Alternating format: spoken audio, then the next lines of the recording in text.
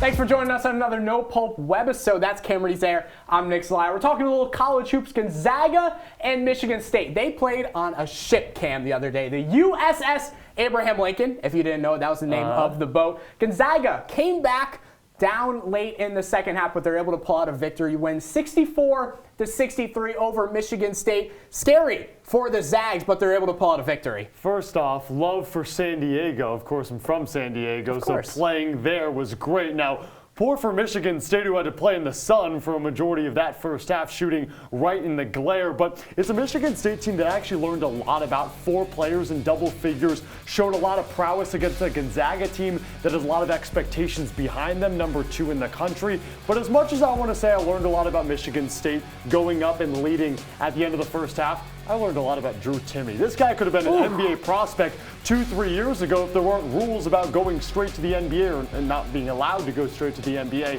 22 points, 13 rebounds. He is unbelievable. He's a baller, and he's back for another season to lead the number 2 team in the nation. For me, though, looking at Gonzaga, there's one guy in particular I'm really looking at, Nolan Hickman. He's a sophomore. He's from the Washington area. Didn't play much last year, but this season he's now the starting point guard. Had 10 points, but had 4 turnovers. I really want to see Nolan Hickman pick it up, especially their next couple of games. They play Texas on Wednesday, then they play Kentucky on Sunday. That's a slate. That's a tough couple of games right there, and Hickman is really going to be important. He needs to know when to be aggressive and when he can be passive. Get his teammates involved because he has a guy like Drew Timme down low. He really needs to learn to be that star guard and that leader on the floor. Do you think Gonzaga proved that they weren't frauds? Because in my opinion, as the number 2 team in the country, you should thrash Michigan State. I know on an aircraft carrier, shooting a combined 7 of 34 from 3. Makes sense, shooting wasn't good. But I think Gonzaga is the number 2 team in the country. I think that's a fraud. What about you?